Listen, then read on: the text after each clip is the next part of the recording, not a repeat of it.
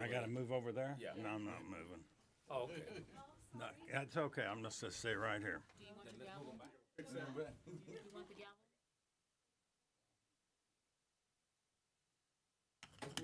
See, that's why we like everything. Yeah.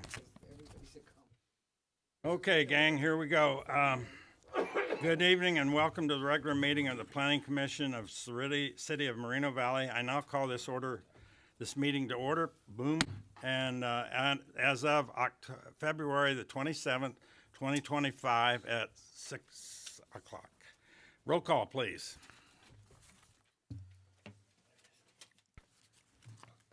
Commissioner Zaitz, Here. Commissioner Terrell, sorry. Here. Commissioner Taylor, Here. Commissioner Stefan, Present. Commissioner Cobian, Here. Vice Chairperson Baker, Here. and Chairperson Dejanay is absent. Okay, now I ask for the Pledge of Allegiance by Commissioner Cabral.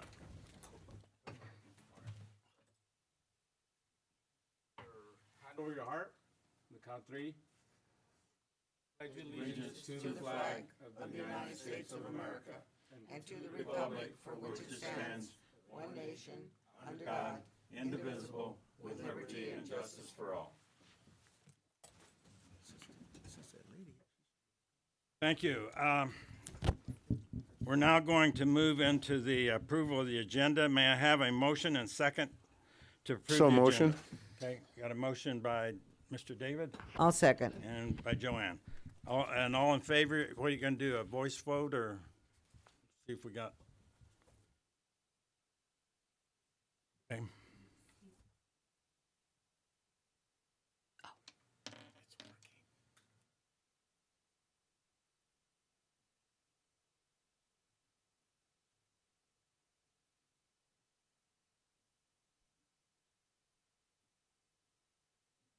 Did I vote? Okay, Commissioner Taylor, Sorry, I did it. gonna, go, yes, sir. We have an alternate, and she should be able to come up here. Okay. Is the alternate here? There you go. Come on up. Have a seat. No, I forgot about that. right in the middle. Come on up. Oh, You welcome. bet. She just got here. I didn't get a call or anything. Okay. We didn't know.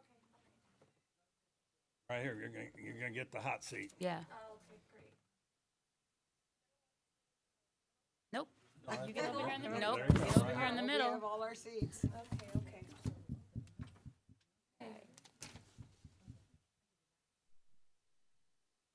for the record, alternate Commissioner Mendez arrived at 6:03.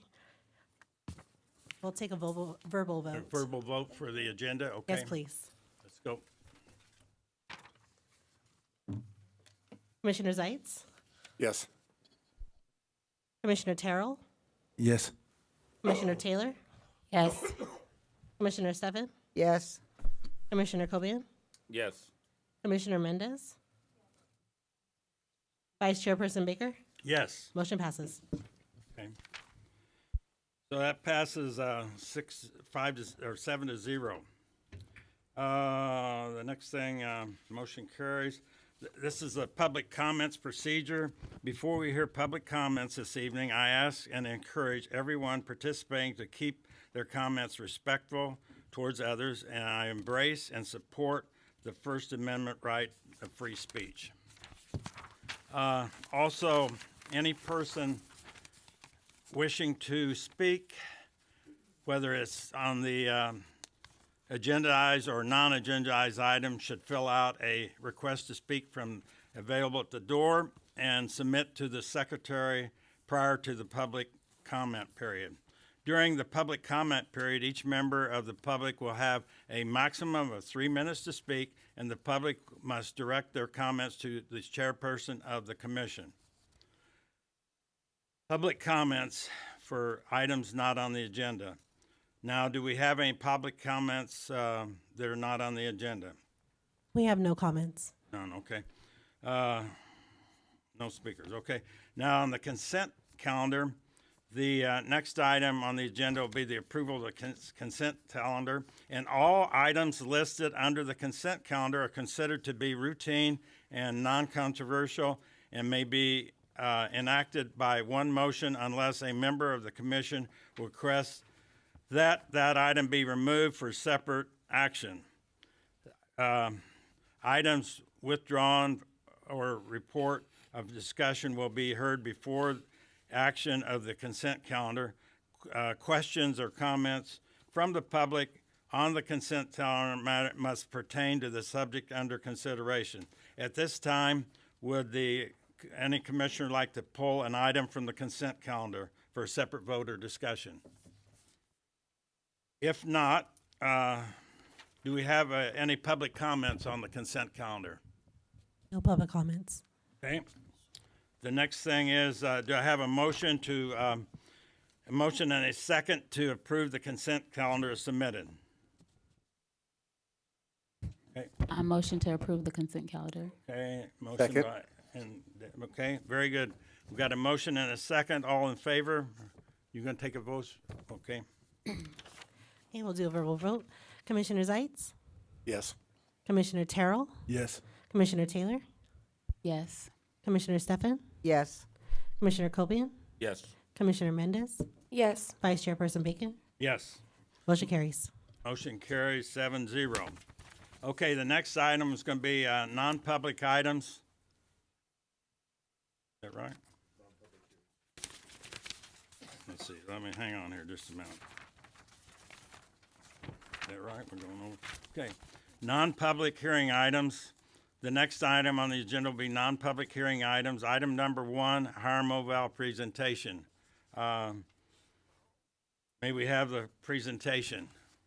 Thank you, Vice Chair. Yes, we have a presentation this evening by Keith Gemmell. He's the Acting Economic Development and Housing Director with the City of Moreno Valley.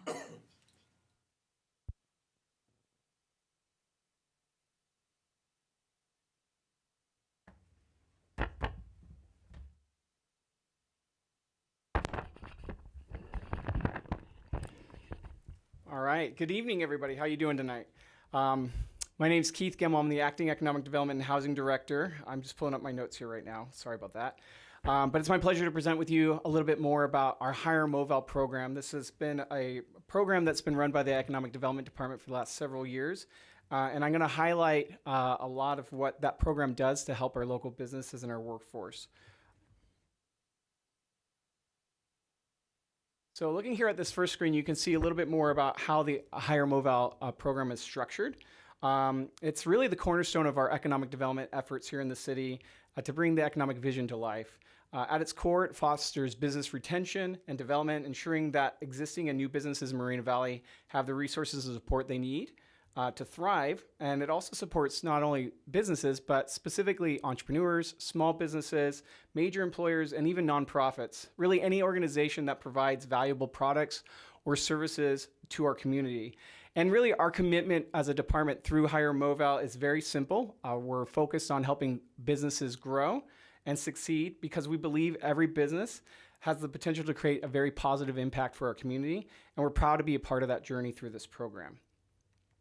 So one of the main components that's really vital to Hiram Oval is a standalone program in itself. And I won't go through all the details of what this is, but you may have heard as the Moreno Valley Business and Employment Resource Center, which is affectionately called the BERC. The BERC is a program that has been here in the city since 2009. The city has been the primary operator of that since 2015. And just last year, we were able to serve 27,000 customers. And it really focuses on us helping to create good quality jobs here for our community and also to help build out skilled workers that our businesses can use to help thrive here in the city as well. Because of the efforts of Hiram Oval and the BERC, we've been able to show a lot of strong economic growth, notably contributing to over 36,000 new jobs created in the last decade. Under the screen, you can see here a couple of our core partners and services. The BERC, as it is, business and employment, we do provide a lot of workshops and training for our business owners, whether they're entrepreneurs or small businesses. And even our major businesses as well, including hiring assistance, free marketing for recruitments, on-the-job training, and other resources and consulting.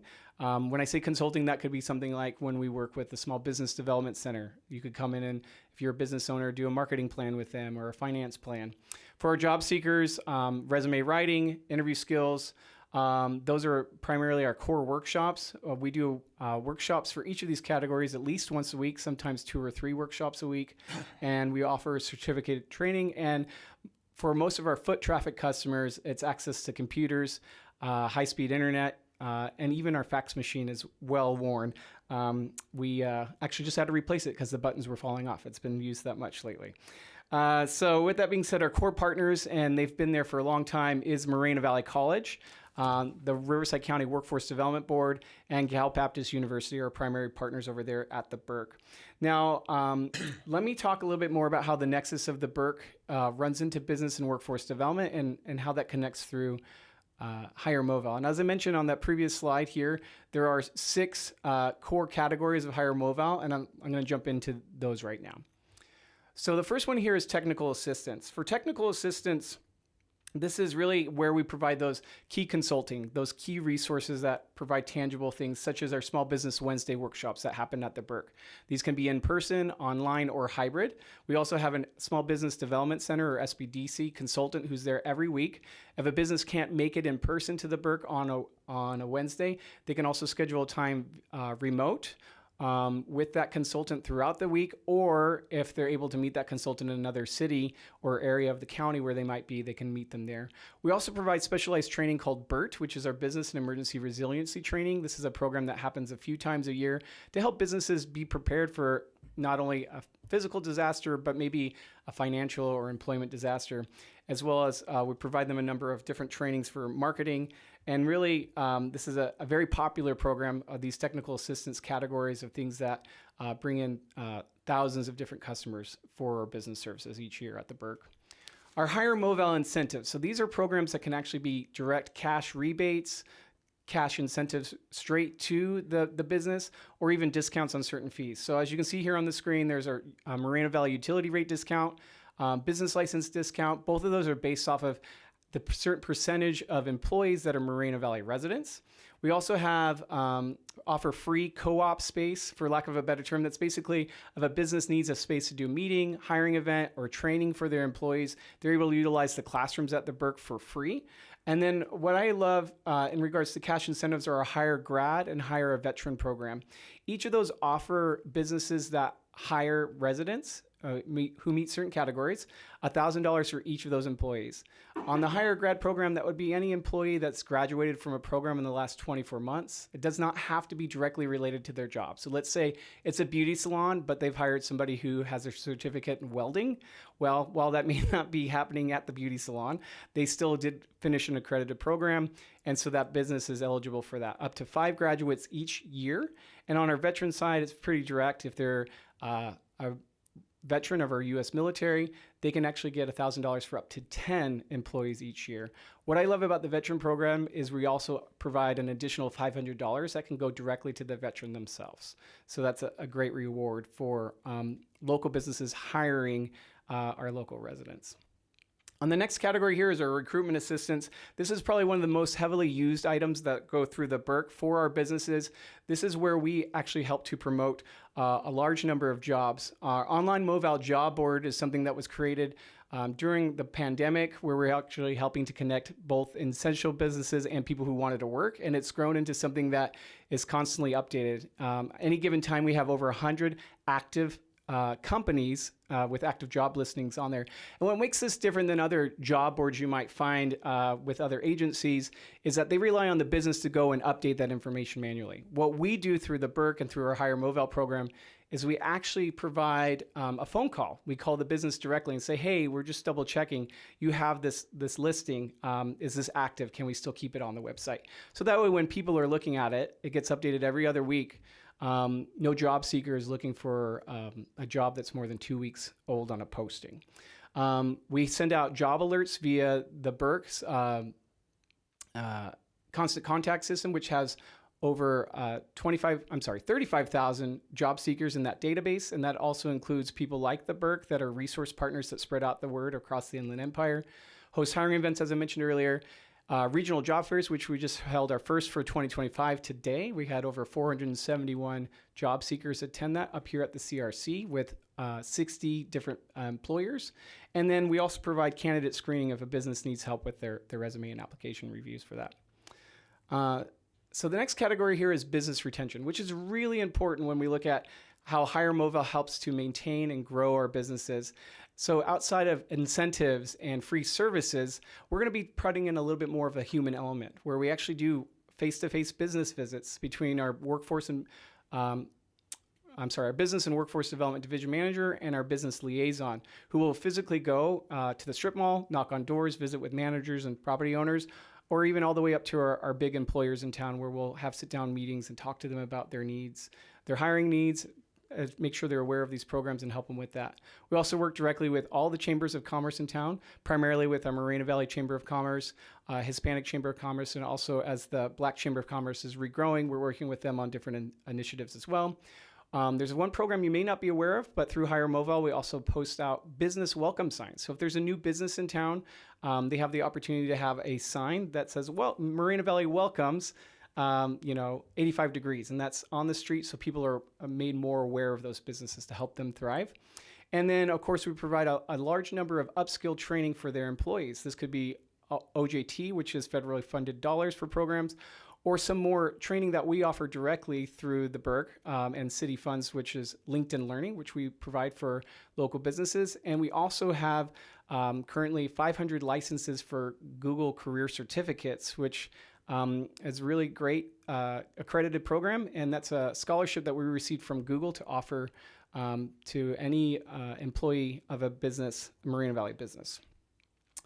Entrepreneurs, this is something that we've actually just launched in the last couple of years, where we really have a dedicated focus on that.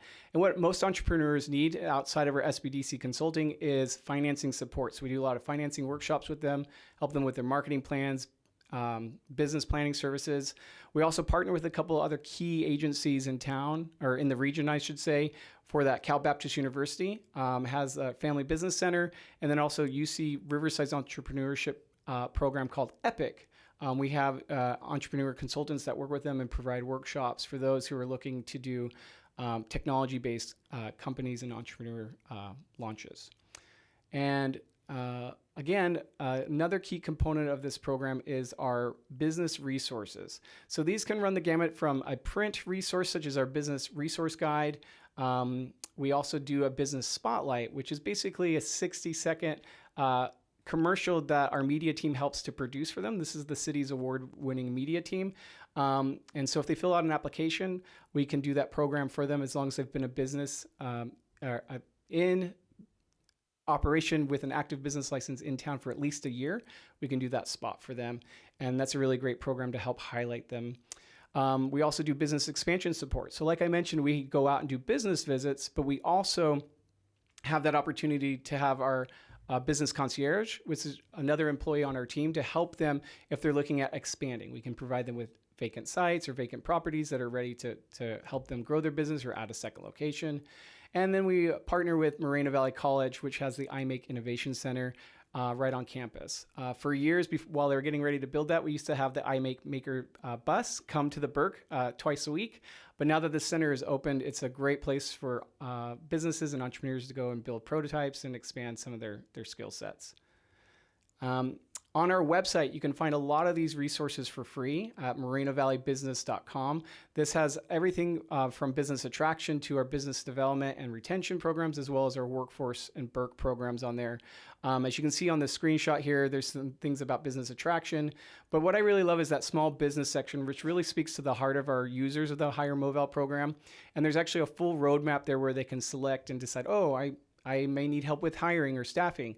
Or I'm in the early stages and I need help with marketing and finance. And they can click on that and get directed to the right resources. And that concludes my presentations. I'm available if you have any questions at this time. Thank you. Questions of staff? Got this?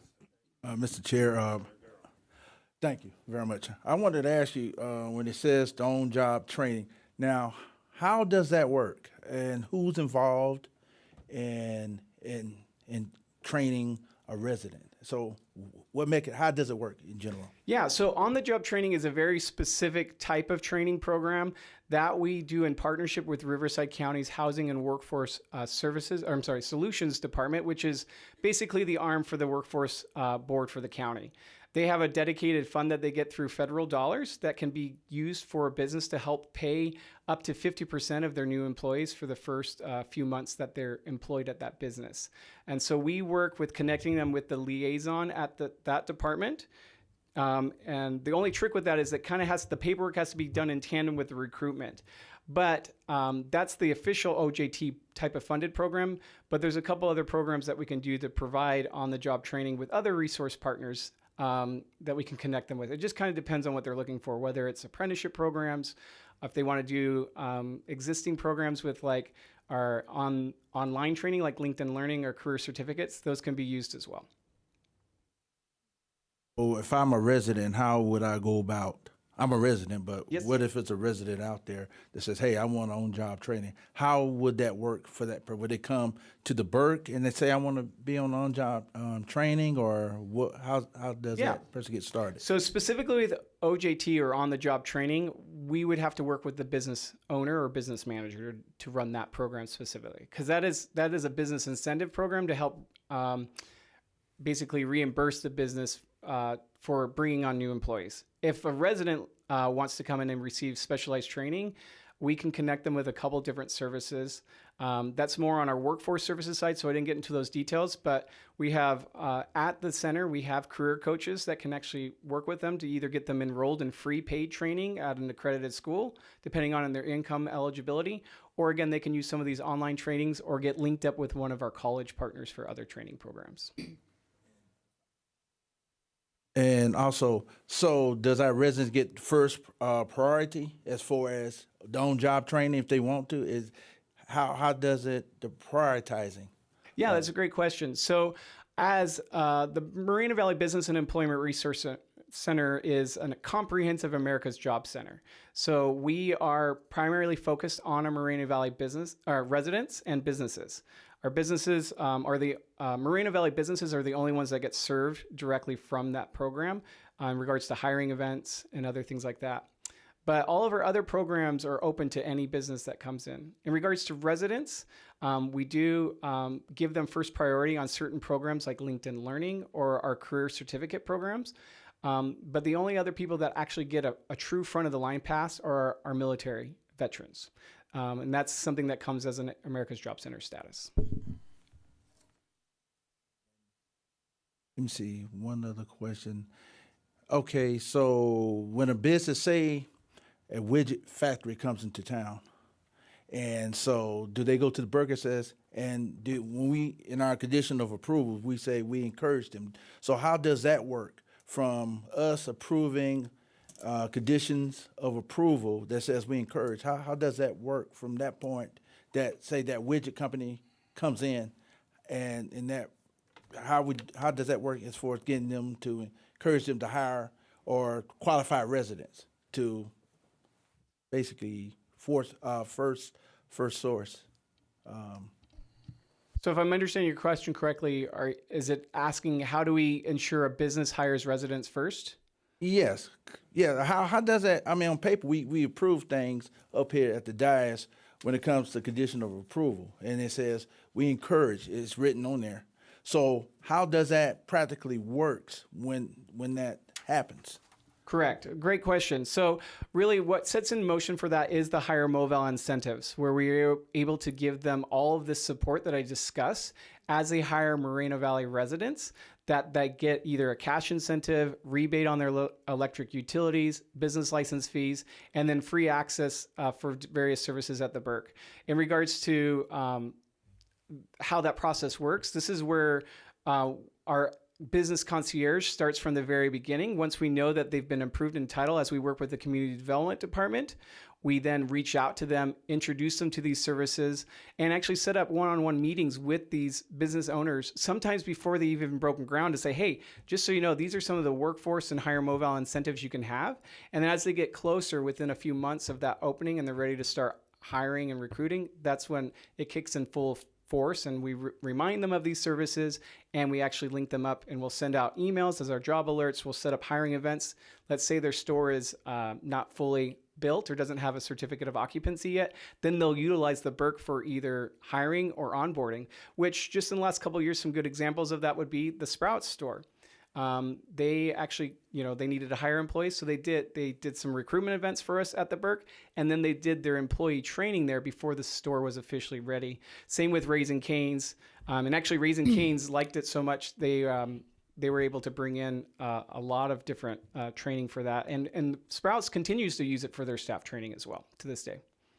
Thank you for the information. I appreciate it. You're welcome. And I Vice have a Chair, question. Oh, I was just going to add a little bit more to what Director Gimmel mentioned, that in fact, the economic development team is very active in the entire process, the entitlement process.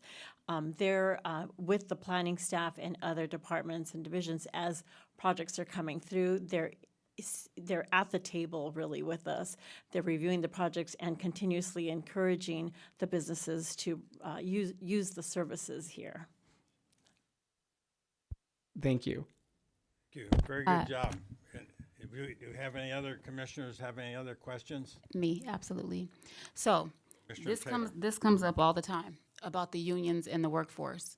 So is there at any point in time, and this may be a question for Danielle too, where the developers have an opportunity to meet unions as well that can hire the workforce? Are there unions in Moval? Absolutely, yes. That's what you're talking about. I'm sorry, I forgot your name. Angelica. Angelica. I'm sorry. Forgive me. It's Thursday. But so this is part of the process though, where they can meet with different workforces and different unions and foster a relationship before their project gets to this point, correct? There are definitely avenues and opportunities for that. So I'll describe a couple scenarios for you. So just today at a regional job fair, we actually had a couple labor unions there representing themselves, primarily to job seekers, not developers, but developers. And we actually encourage a lot of our businesses to come and network with others that might find benefit from that to these regional events. I mean, there was 60 different employers there. So if you wanted to meet some business partners, it's a great avenue. And they actually met with a lot of job seekers today, that union. We also hold an annual apprenticeship expo. It's not a part of our Hire Moval umbrella per se. It's more of our workforce arm, but that's a program that we have open to high schoolers from across the Inland Empire region just this last fall. That single event lasted for about 5 hours, and we had over 1,100 high schoolers attend, and then another 200 local residents to come. And that was all building trades as well as non-traditional apprenticeship and opportunities with that. We also have a scenario built in with the community workforce agreement that if there's any large capital improvement projects that we can actually trigger a large scale event that focuses on just promoting those labor unions and trades. And we had one of those first enacted a few years ago, shortly after the CWA was made. And that was a very successful event where we saw a few hundred vendors and a few hundred attendees, and also had probably about 30 different building trades and other unions represented at that opportunity. And so as needed, we facilitate through the Burke and through our Hire Moval incentives, any relationship connections that need to be past that. Okay, thank you. That was my question. Thank you. Great. Have any other questions? I just had a quick question. What percentage of employees do they have to hire to receive the incentive? So it varies from incentive to incentives. In regards to our hire a grad and hire veteran, there is no percentage requirement. Just those individuals have to be residents. In regards to business license and the utility discount, it can range anywhere from 20 or 40%, depending on their full size of workforce and their overall expected revenue. Okay. I have a question. Okay, Commissioner Mendez. Okay, go ahead. Thank you for coming and giving us this presentation. I have a question in regards to which businesses qualify for the Burke training. I'm looking at your website, and there's a couple of them, but I just wanted to see from you what businesses would qualify, or what are the requirements for businesses within the city to qualify. Yeah, let me see if I can go back to, well, they're on a couple different slides probably. But In regards to our workshops and our consultancy, any business can benefit from that. So one good example of it, sometimes we've seen businesses just barely thinking about, coming to Moval. They'll start attending some of these marketing or other workshops just to kind of get a lay of the land. But in regards to OJT, that official federal program, they have to be a Riverside County business because that is in partnership with the county's office. And then in regards to our LinkedIn Learning training for their workforce, they do have to be a Moreno Valley business. Okay, thank you. Okay, any more questions of commissioners? None? Okay. Thank you so much for the presentation. That's a great job. Thank you very much. Okay, also here, this time we want to open public testimony. Each member of the public wishing to speak has a maximum of three minutes to speak on the non-public item. Do we have any public item comments at this time? No comments. Okay, very good. Okay, move on to public hearing items. And the first item, number 1, is a conditional use permit, PEN 24-0082. May we have a staff report? Thank you, Vice Chair. This item will be presented by Associate Planner Grace Espino Salcedo.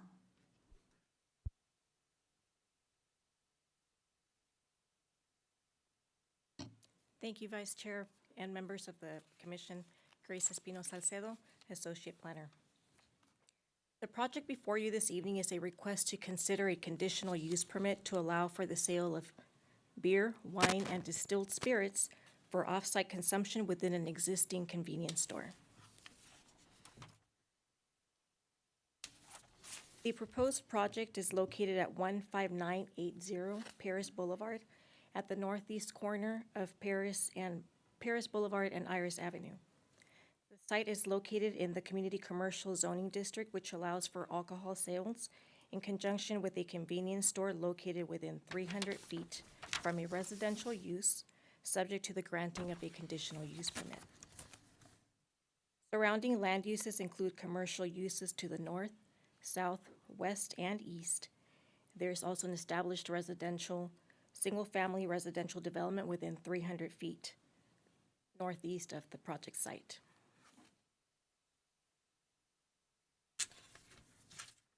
The project site is a developed parcel with a fueling station, a car wash, and the Jackson's Food Store the convenience store, which is located within the same parcel. The existing convenience store is designed with full-height glass windows to provide clear and unobstructed views of the inside and outside.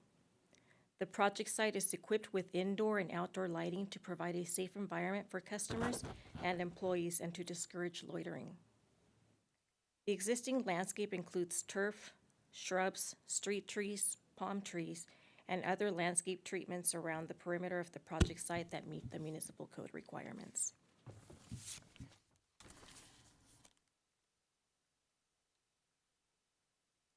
The applicant is requesting approval of a conditional use permit to upgrade the current Type 20 license to a Type 21 license, allowing for the off-sale of beer, wine, and distilled spirits.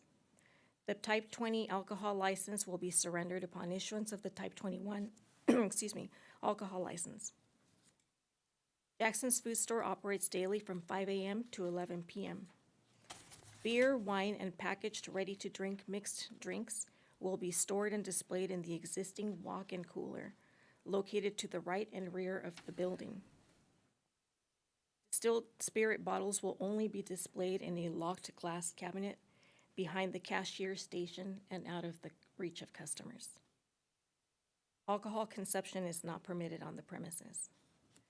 As part of the standard review process, appropriate outside agencies and internal city departments reviewed the project's application and materials, including building and safety, fire prevention, public works, land development and transportation, special districts, Moreno Valley Utility, economic development, some of which have provided conditions of approval provided with the resolution. The Riverside County Sheriff's Department also reviewed the project's application materials. In general, they look at factors such as calls for service and proximity to sensitive locations that may decrease levels of public safety. Based on their evaluation of the aforementioned factors, they have no opposition to the proposed project. The police department noted that Jackson's Food Store already has a liquor license and that there has been no notable increase in calls for service. Considering that there has not been a notable increase in calls for service in the area, they see no evidence they see no evidence to assume measurable changes due to the requested change in their ABC license.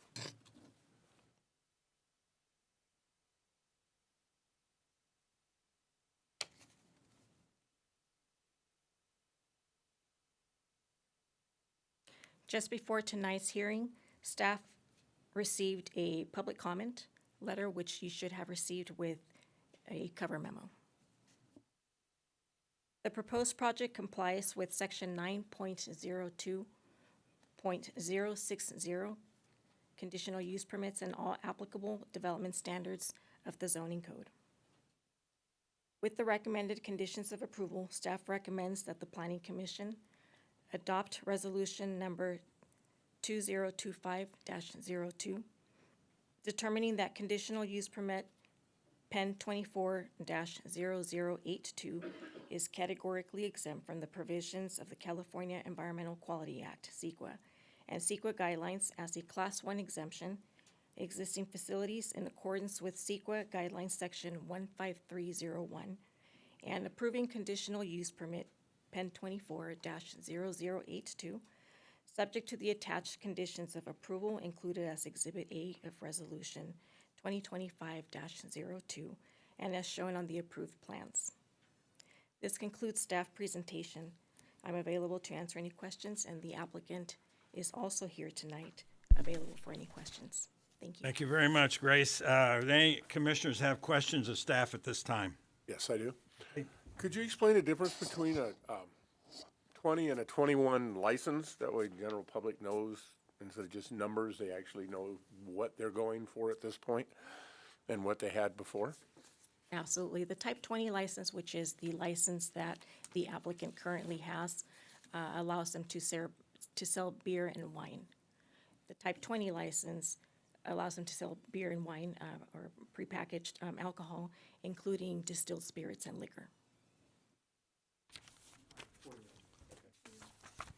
Right, the Type 20, which they currently have, allows them to sell beer and wine, and the Type 21 allows them to sell beer, wine, distilled spirits, and liquor.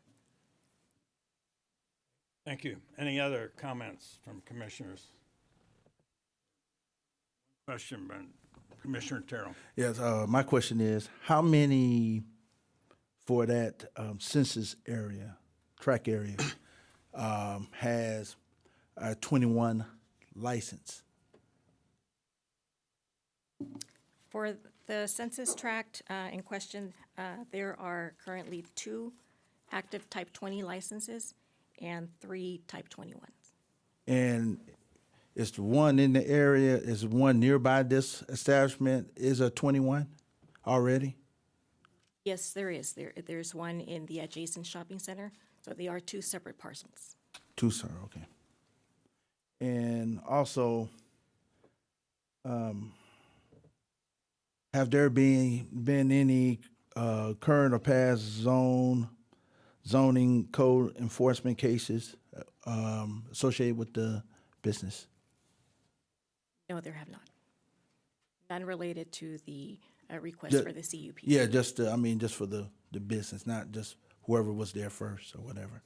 Right, so for the business, there is one previous violation related to landscape, which was closed some years ago. Not related, excuse me, just to clarify, not related to the business, but to the parcel. Just the parcel, yeah, okay. Palm Tree, and that was in 2022, and it's been closed. Yeah, I just wanted to separate the business from the property, but the business. Okay. Thank you. Okay, any other questions of the staff from of the commissioners? Okay, if not, this time we're going to open the public hearing on this item. Let me hit the gavel here at, I guess, 6:45. Okay, is there any public hearing people that want to speak to this? Speakers? We have no public comment cards. Oh, no. Oh, you Vice, got one there? Vice Chair, Okay, I'm sorry. Vice Chair, at this time, we would ask the applicant if they'd like to speak. Okay, applicant, then, okay, very good, thank you. Terrific. Hey, good evening.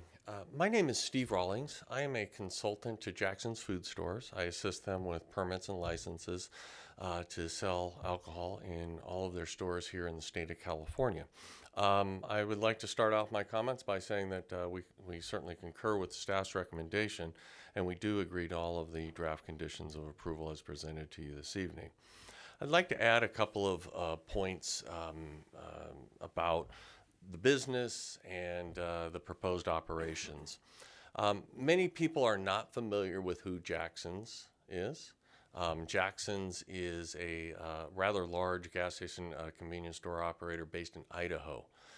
They currently have around 330 stores, locations, and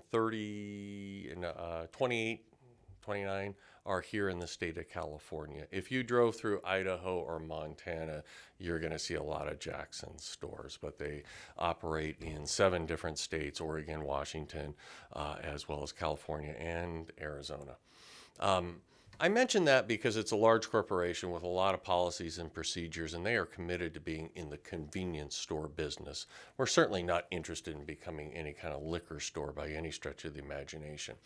The request to you this evening, the driver behind this are products such as Truly vodka sodas, White Claw lime margaritas. Those are 2 of the most popular products out there. Now, in the last 10 years, the seltzer industry has just exploded, right? I mean, the Trulies and the White Claws for the past 10 years have really become very, very popular. They started out as seltzers, which are malt-based or beer-based, which you're allowed to sell as a product under a Type 20 license. But those brands also evolved, and they came out with products that contain the ingredient of distilled spirits. And hence, per ABC, if you want to sell any product, even if it has a small ingredient of distilled spirits, you need a Type 21 license to be able to sell that product. When I talk about these products here, your average beer, Modelo, is going to have an alcohol by volume content of about 5%. A standard bottle of wine is going to be somewhere in the neighborhood of about 13%. Just buy a Chardonnay, any brand, it's going to be roughly at 13% alcohol by volume. The seltzers, the traditional White Claws and Trulies, are also around that 5% level of alcohol by volume. And the products, the White Claw products that have the distilled spirits, are also around 5% alcohol by volume. There was a bill introduced to the state of California that said, hey, if there's an alcohol by volume of, say, less than 10%, we should be able to sell that as under the Type 20 license. That bill did not get passed, and so as a result, I'm working with Jackson's. I also work with Chevron and AMPM, and they are trying to offer this product in all of their stores. And so we're making requests for Type 21 licenses. Under the Type 21 license, certainly we do have the privilege then of being able to sell bottles of your traditional distilled spirits. It's not the driver, but we would also inventory some. The space that we dedicate to the display of distilled spirits, just the pure, like bottles, is going to be behind the cashier in a locked glass cabinet, and it represents somewhere about 6 to 8 square feet. It's 4 feet wide by about 18 inches deep. And that's all that we will ever inventory of it, because our emphasis is to be a convenience store. We're not looking to change the character of our store at all. We're just looking to be able to add a product line that we get a constant demand for. And we will offer the distilled spirits, but it's going to be a small area that does that. It's important for us to always be a place that people are going to come and get coffee and the other products that we all would traditionally see at a convenience store, because that's what our business is. as the police, as staff reported to you, there hasn't been any major issues with our operation there.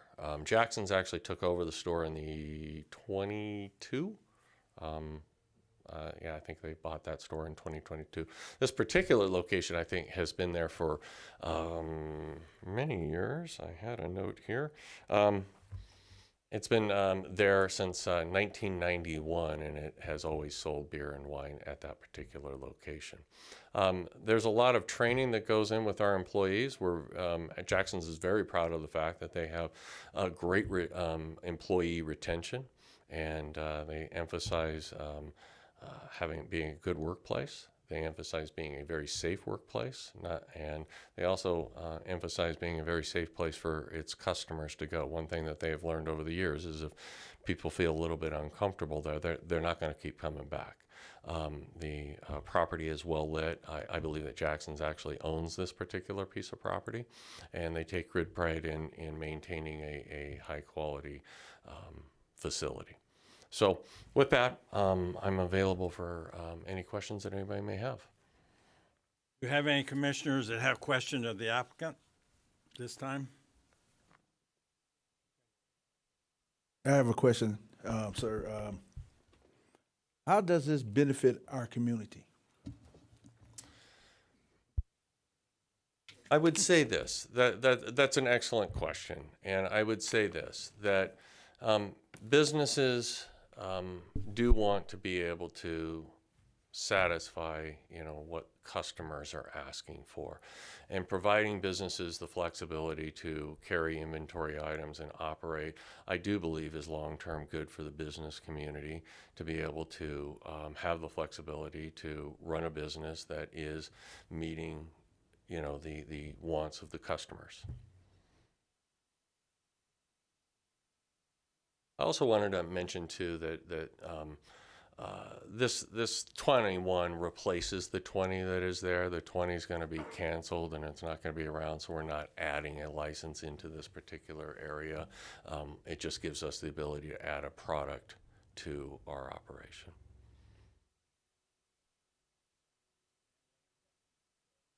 Yeah, I do. With a lot of these type of stores, I know when they do inventory and stocking and whatnot, they do block the front windows pretty well. Is that something that is done at this store? I mean, because they always set up displays and then you don't have to. I'm just, with upgrading this, is there any way that we can put, guarantee that they're not going to set their displays up to block visual inside the stores? Then on a second note, we did get an email with concern of oversaturation or possible problems and things of that nature. Personally do not feel that there will be one, but would you consider, I'm saying, and I'm going to throw this out there, say a 24-month review, meaning come back to us after you start selling the products, come back to us in 24 months, have the commission review it, make sure there's no problems, and then just go from there.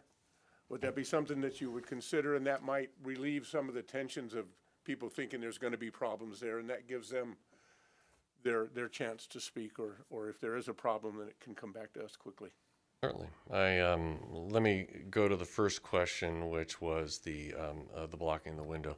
We certainly have found from a public safety standpoint that it's very, very important for our employees to be able to see through the windows to see what's going on outside. Most policing agencies also want to be able to see what's going on in the store.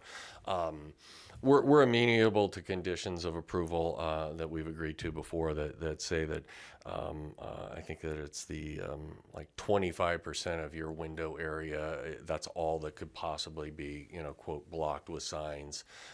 That's a condition of approval that we've seen in other communities for that exact same reason. And that's completely acceptable with us.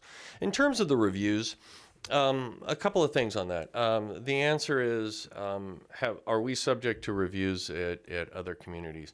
I'm not aware that Jackson's is, but I would say this, that I have seen conditions of approval placed on other clients of mine, to be just quite frank with you, where, yeah, they are subject to a review after a certain period of time to kind of review the operations and review a report from the police department. And, you know, the result of that is the potential that the commission may want to consider, you know, changing up some of the conditions of approval. I mean, if they're being really a bad operator and a bad actor, then you may consider revocation. So that is something that I have seen communities do. We feel very comfortable that our operation is not going to change in character and that we're not going to see any kind of increase in crimes there. And you know, it's obviously that's something to the commission. I mean, just being very honest and candid with you about that.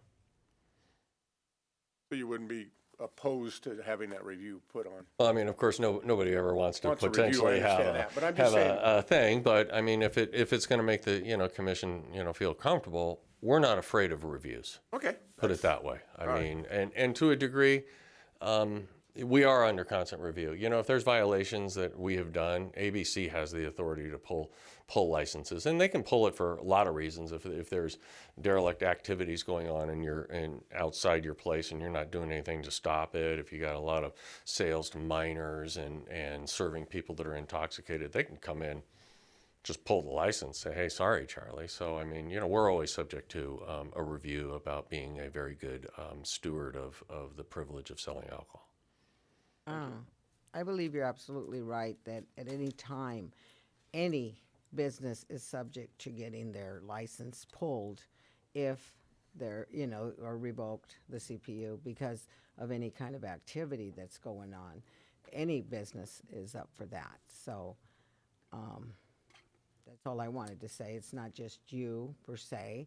It's any one of these that are in the area. I believe she said there were 3 with 20 license, and then 21 license, there's 2.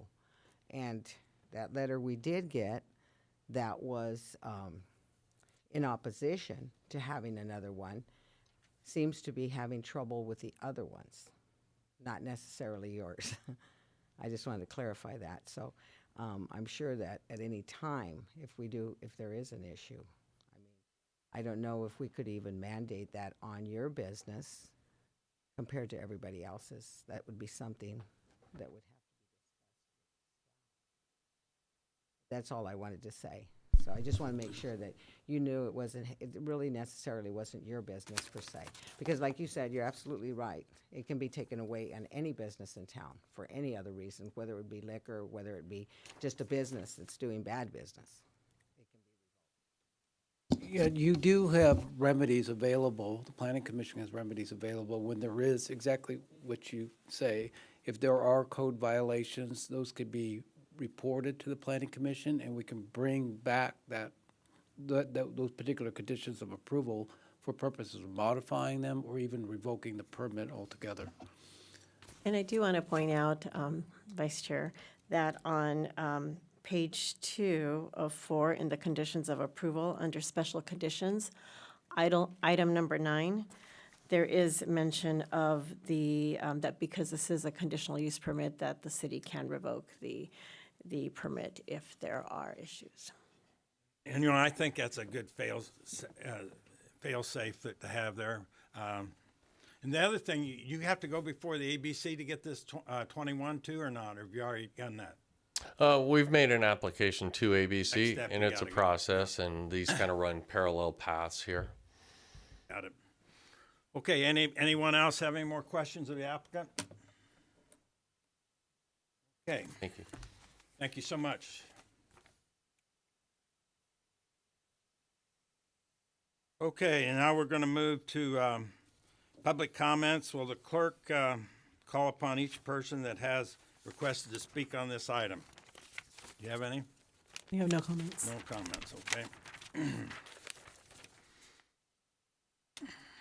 Okay, and the applicant, you don't have any additional comments there.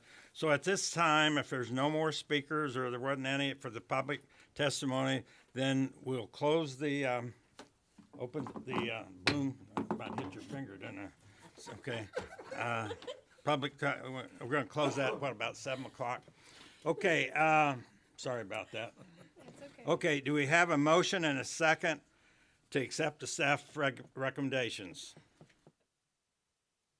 Okay, I need a motion. Would you want some deliberation in between here or not? I do. Okay, I figured as much. Okay, go ahead. Well, I appreciate, sir, what you provided to the commission, but however, I'm not in support of it because based on what ABC, it says authorized license for that census area, it says 4, and you already have yours, that's fine. And so it's 5, so to me, I'm not in support of it because it's oversaturation. I can't do it, that's all. Okay, any more comments and deliberation here on this item? Okay, if not, I'm going to call for a motion and a second to accept staff report.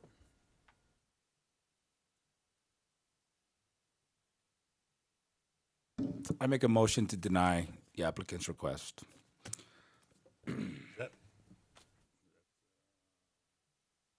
That's a no then, right? That's a no. And we're going to have to provide findings of right. denial as well. Okay, so where do we go from here, legal? Is there a second? I second. Second, Okay, there's okay. a second, and it's going to be based on, we have to provide reasons why it's being denied. And I hear saturation. Yes, I said based on what ABC authorized for this census tract, and we have 5. Therefore, if ABC would look at it, it would be defined as oversaturation, and I'm not going. And that would be the reason, oversaturation.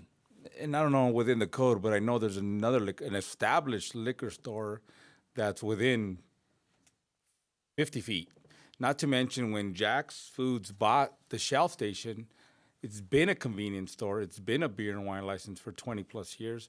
They knew, so I feel like it's a bait and switch. They knew it, buying it that way. Now they want to get a liquor license, knowing that the liquor store is already established within 50 feet. Nothing good is going to come of that. And I'm one to be very supportive of capitalism, but I just can't see consciously supporting this. So I don't know if that's a good enough reason, but what's next? Another liquor store in the same shopping center? I mean, it's literally 50 feet away. So your concern with saturation has to do with potential public safety issues? 100%.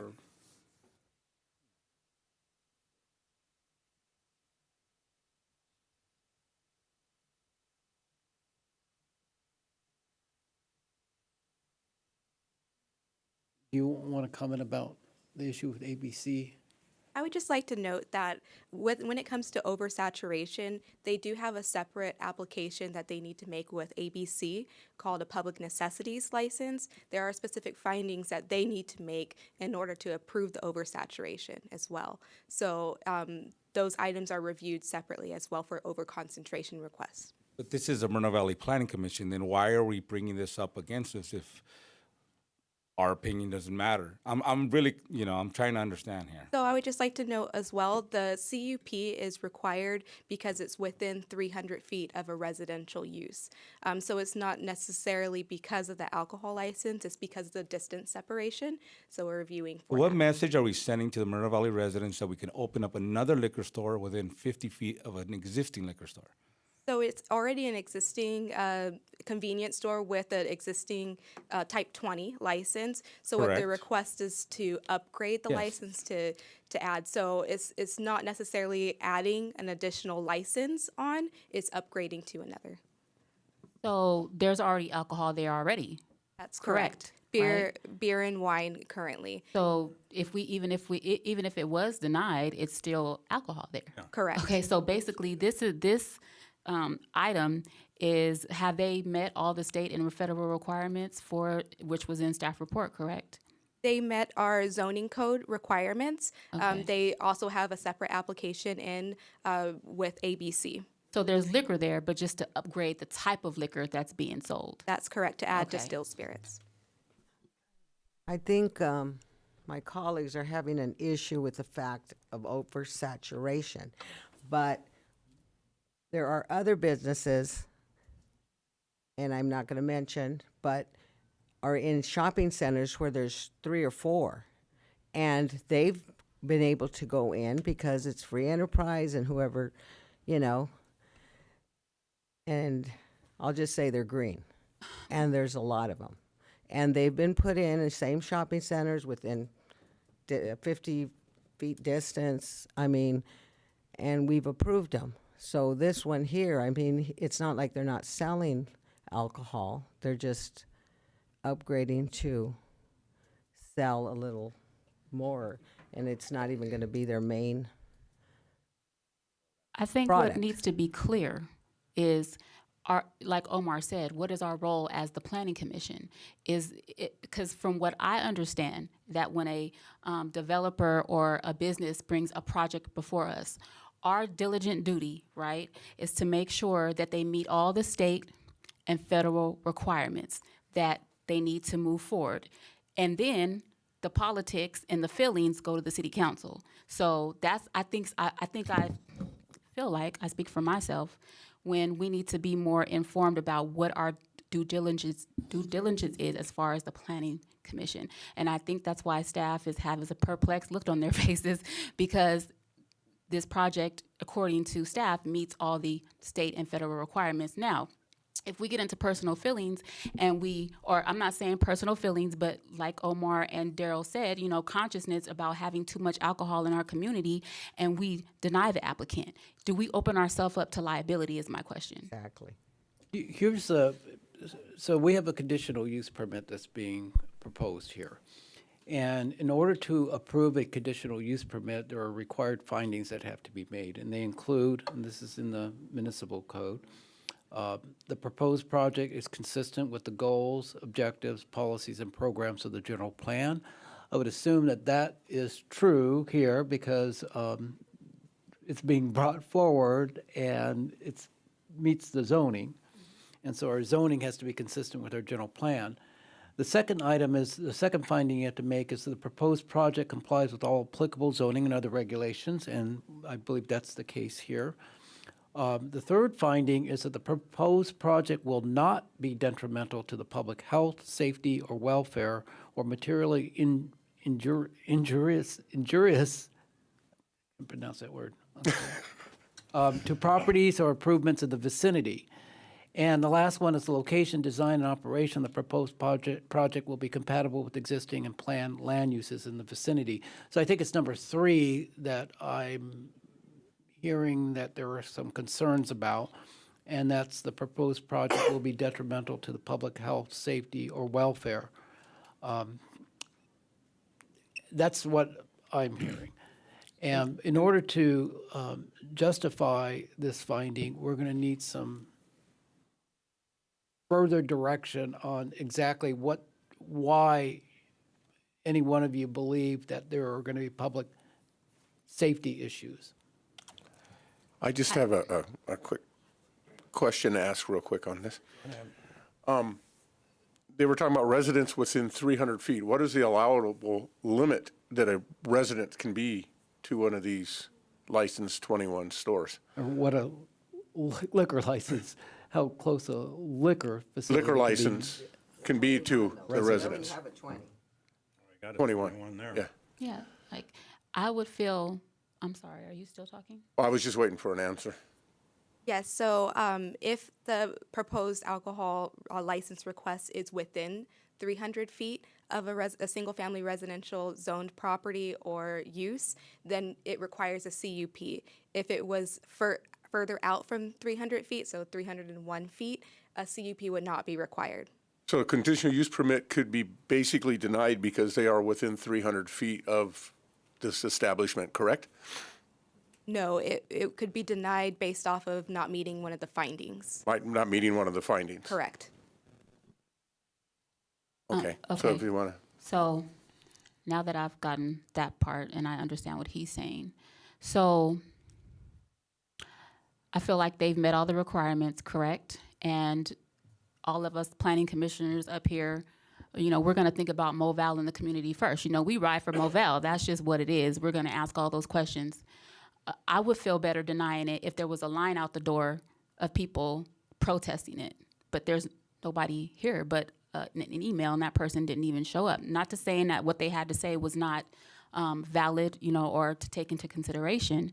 But usually when something like this comes up, we're here till 12 o'clock because everybody has something to say and nobody has anything to say.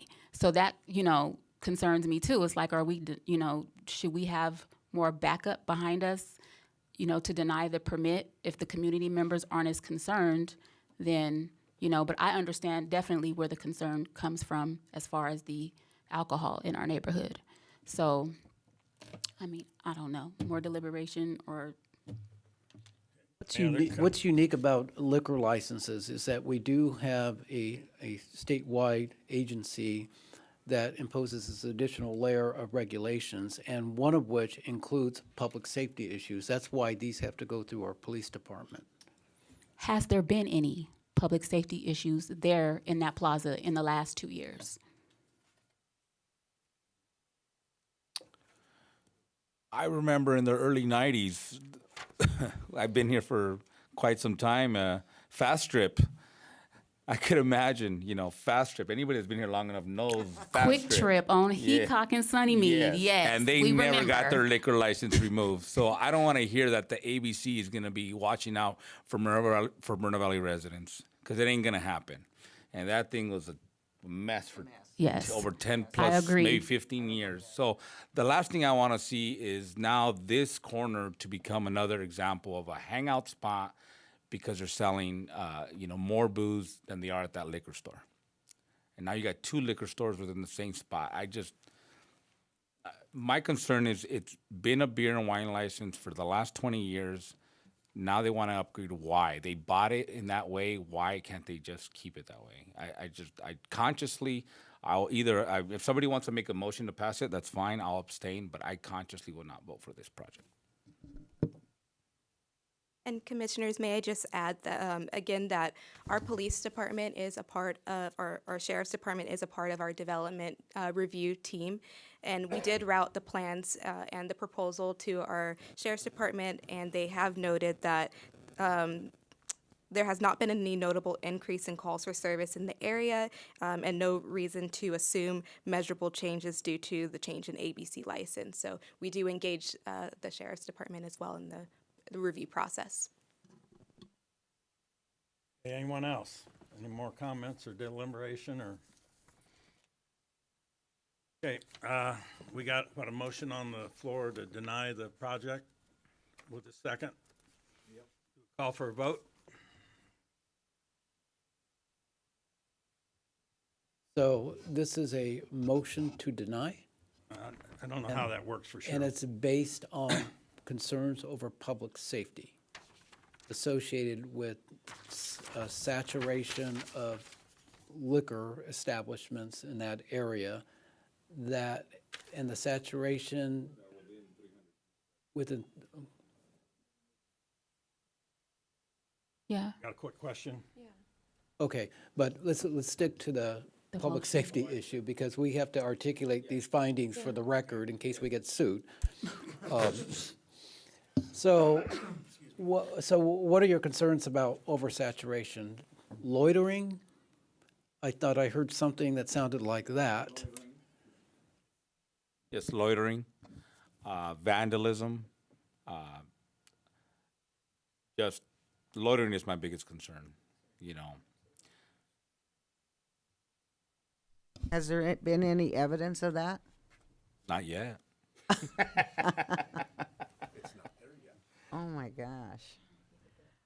But let me say this, though, because you have loitering, because where some stores I see, owners, is up to the owner to really call in for public safety, call in the deputies to come and remove those people. Because because there's a sign stated in a municipal code that those individuals, because a lot of time owners don't even bother to call, they just allow people just to hang around. As long as they ain't bothering nobody, there's nothing.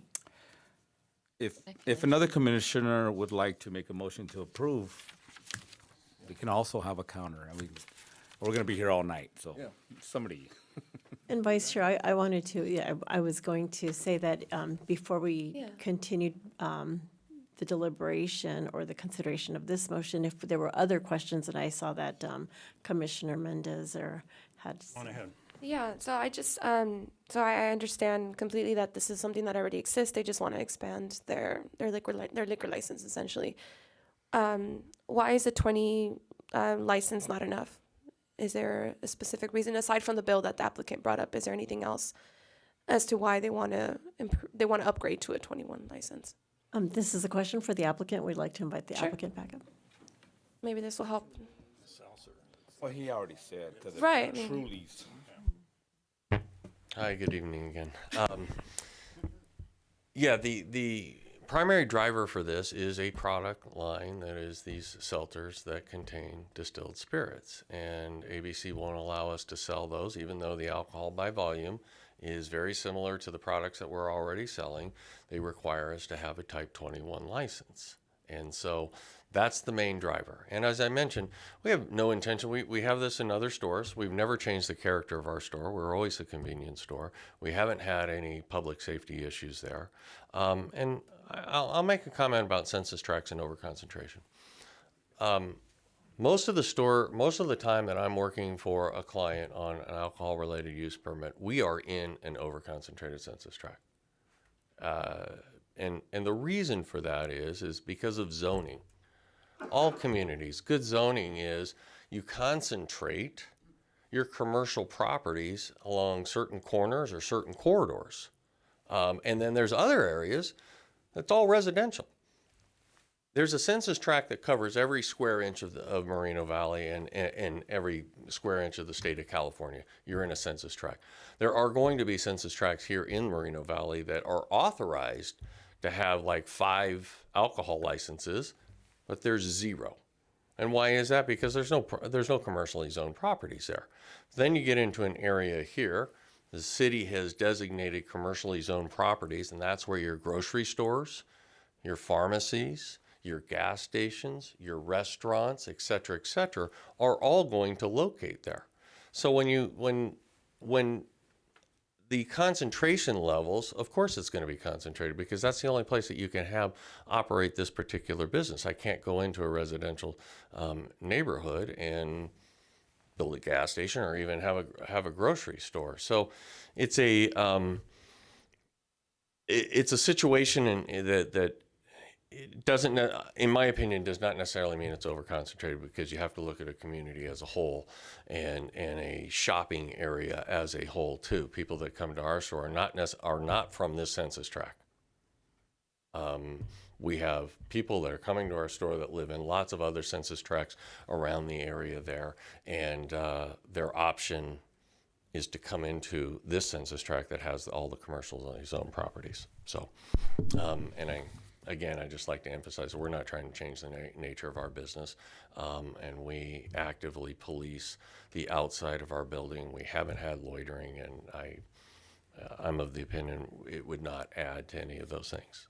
Thank you. If anybody else has any more questions. Hey, Commissioner David, you got a motion or you got another question? Well, I know there's a motion on the floor, so I can't really make another. Yeah, you can. I can override your motion? too. For the one motion on the floor. So we need to have this conditional use permit. The reason why we need it is because we do have residents within 300 feet. Is that correct? Correct. A conditional use permit, it doesn't matter what kind of use it is. We just have noticing requirements for conditional use permits. Particularly because we're having Okay, a in other public words, hearing. it was a notice of 300 feet. It wasn't we're not getting the permit because there are residents within 300 feet. Wait, I know we have noticing requirements for property. Talking about noticing. I'm talking about Oh, the location. Let's Okay. answer that question. Correct. The CUP is required for alcohol or alcohol requests that are within 300 feet of a existing residential development or a zone. So if it was over 300 feet, then a CUP wouldn't be required. It would be permitted by right. So if I make a motion that we deny this because we have residential properties within 300 feet, would No. we can deny the conditional use permit because people are within 300 feet? No. Well, then why would you Just bring it up to it me that they are requires- within, why is it a stipulation? I'm trying to understand this, just so we get this all straightened out. If the proposed If liquor it's is, a condition of the permit that we have to have it on the conditional use permit that they're within 300 feet, can we not deny it because they are within 300 feet? It wouldn't have even been brought up to us if that was the case. yes. It would have been denied with staff. Well, no, conditional use permit, meaning we accept, I think you're thinking the word conditional is getting like conscrewed. I think that's just a formality of a word in the way it's prescribed. But it's just because it's in the realm of 300 feet of a residence, it has to be brought. Not that it has to be denied because it is. well, it Is doesn't that have to be, correct? it can be approved or denied because it is, correct? May I chime in? Sure, go ahead. Thank you. I'm just trying to get all the facts, that's all. So in the permitted uses table, it shows a diamond. So if you were to look at that, there is a subnote that says that if the site is located within 300 feet of a residential zone or use, a CUP is required. Right. If the use is permitted, it would have an X. That's a permitted use by right, which means that they would be able to move forward without the planning commission. Right. So because there is a residential zone or use within 300 feet, then they have to come before the planning commission, in which case you have to make the findings for approval. So we have to approve it because it's within the 300 feet, correct? So part of the staff report mentioned that they do meet all of the general plan and zoning requirements. So you have to make the findings for why they do or why you would or would not approve it. Okay. I just wanted to clarify that wasn't some loophole that could be used. Okay. I know some people are against this. I think you should vote with what you think is right. And at this point, I will make a motion to accept staff's recommendations and vote how you feel. You have a Well, second I to think that we had a motion? motion and a second. I'll on the second it. floor. Chair, we already have a first and a second to deny. We need to take a vote on that first. Call the question. Then you Yes, can. unless they withdraw, but We have to call the question, right? Okay, we'll call for the vote on the denial now. Just take a vote for it. Yes or no means what? We deny it. Yes means to deny. denied. I just want to clarify. And a no means, okay, Sorry. go ahead. I just want to add one more thing. I know that residents weren't here tonight to speak on this, but they will have a second opportunity to raise their voice or voice their opinion at the council, whichever way that this goes tonight. So I encourage people to show up at the council if this is something that they agree or disagree with. Yeah. Okay, voice vote? Commissioner Zeitz, Yes. Commissioner Terrell, yes means a denial. Yes, deny. Commissioner Taylor, No, approved. No, no. Commissioner Stefan, This is confusing. Okay, wait a minute. Back This it is up. crazy. So, which is no? He just told me something completely different from what you said, though. So that's why I'm clarifying. So is no a yes or a yes is a no? It's a double negative. A yes means reject. Okay, Okay, a no means approve, do not, yeah, basically Okay. approve. Well, no, it's not approved. It's not, not reject. Okay. Okay, let's start over. from the beginning. Commissioner Zeitz, Yes. Commissioner Terrell, Yes. Commissioner Taylor, No. Commissioner Stefan, No. Commissioner Cobian, Yes. Commissioner Mendez, No. Vice Chair Baker, Yes. Lost track. motion carries 4-3. So it's been denied. And the applicant has the opportunity to file an appeal with the city council. City council. Oh, that's part of your wrap-up. I'm sorry.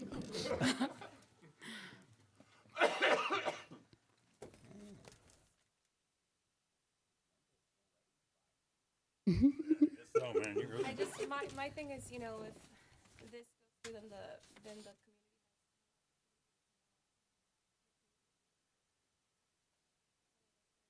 You could have to speak closer to your microphone. Sorry, I was just making, yeah, I was definitely thrown in the fire. I appreciate, you know, being here, and this is exciting, I think, so, yeah. But what This you're is gonna really- find out as being a planning commissioner, not every project goes to city council. So I Right. don't believe an approval would have gone to city council, correct? They would have got a That was full approval. appealed. Now it'll go to city council because they're gonna Not every appeal it. project, okay, understood. So a denial, now they can appeal it and it'll go to, let the city council make the decision on this. Gotcha, okay. The best way to think about these motions is, yes, I agree with you, or no, I don't, when you vote. Okay. Okay, Can we great, get I a- voted on a technicality, so thank you for that. Now I know, thank you. Okay, can we get a staff wrap up on this? Yes, absolutely. Thank you, Vice Chair. The action this evening by the Planning Commission is an appealable action. Any interested party that would like to file an appeal may do so within 10 days of this action. If an appeal is filed, it must be in writing to the Community Development Director along with the appeal filing fee. If an appeal is received, it will be agendized for a public hearing before the City Council. Thank you. Okay, thank you. The next item is other commissioner business, and then this item is commission apparel and selection of colors. Okay, and who's gonna pitch this one? Black. Thank you. Yes, this item will be presented by that- Principal Planner Danielle Okay. Harper Scott. Okay, very good. Good evening, Vice Chair and members of the Planning Commission. Danielle Harper Scott, Principal Planner. So on December 17th, 2024, the Moreno Valley City Council adopted a new policy related to the purchase of apparel with city emblems and logos for city boards, commissions, and committees for official use. It also established guidelines, which I have provided to you within your agenda packet. One item is that each member would receive 2 logo shirts provided for each member. It will come from the funding from the liaison of the department's budget. And today we are asking to begin the discussion of whether or not the commission would like to receive shirts and which color that you guys would choose. Thank you. Hey, thank you. Any discussion on this before we move forward? Are all the colors taken, or can we get black? What are we, like the mathletes? You can choose any color. There's, it doesn't matter if 2 boards or commissions have the same color. So Okay. it's open. So it's 2 polos with the same color, right? So it's one color for everything, right? We're not gonna pick 2 different colors, correct? Correct. Okay.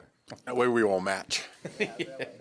I just have a question on this with all the stuff that's going on with tariffs and all this other stuff. I know this is gonna come up, but can we request that they be US-made shirts? I believe it Let's has- support our unions and everybody else. it's coming from the city-approved vendor, so it's already selected. The vendor's already selected. Hey, right here, man. Only American. I'm just thinking that since we're, we should support our own. I mean, is the vendor already, do they have American-made shirts that we can choose from? I don't know. How about navy blue? Or, you guys good with that? I would just ask if they could do that. That would be very nice. Okay, and then we'll decide about colors, I guess. Oh, is that color taken? The Planning Commission can choose the color. just to, You're okay. Nicole? No, she's Well, pretty. I like She's what I have fashionable. on. It's pink. but- okay, whatever. I'll go with whatever you guys want. That's pink sports coat. You'll be all right. Over the blue shirt. We'll accept that. All right. I'm good with navy blue. If everybody. We need a motion on this to move this forward, is that right? No, let me- Do we have to pick a color of the lettering, or is that gonna be just, white. If the shirt is navy blue, the lettering would be white and the logo would be white as. okay, that's fine. I have navy blue. Make the motion. Okay, do we need a motion for that or not? Oh, wow. Okay. you- I'll make a motion to pick navy blue as our polos. Okay, And I'll second. let's poll the commission. Commissioner Zeitz, Yes. Commissioner Terrell, Yes. Commissioner Taylor, Yes. Commissioner Stefan, Yes. Commissioner Covian, Yes. Commissioner Mendez, Yes. Vice Chair Baker. Yes. Motion carries. A motion carries 7-0. Next thing we've got is staff comments. Thank you, Vice Chair. That'd be good. Well, just as a reminder, next week is the Planning Commissioners Academy. I know some of you will be attending with, as I will be attending as well. Ms. Stacy Dunning did provide you the itinerary for those of you attending up on the dais. And just want to let you know that I will be there Wednesday morning as we have council meeting the night before. So Good. that was all I have. Thank you. Okay, thank you so much. Planning Commissioner comments. Surely got something. No, okay, very good. Thank you. Thank you so much. Now we're gonna go to adjournment, and the Planning Commission meeting is adjourned at, what time is it? 7:27, and our next meeting will be on March 13th at 2025 at 6 p.m. We're adjourned. Let me hit the gavel.